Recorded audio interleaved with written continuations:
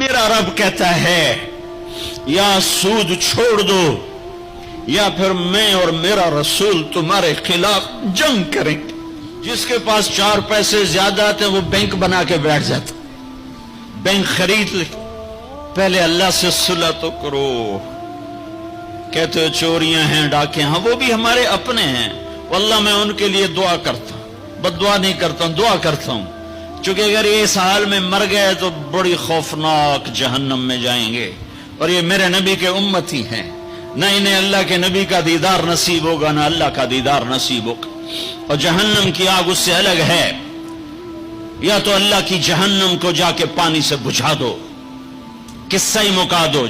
اور اللہ کی جنت کو آگ لگا دو، جزا سزا کا تصور مٹا دو،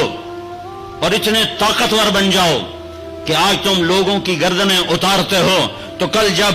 ملک الموت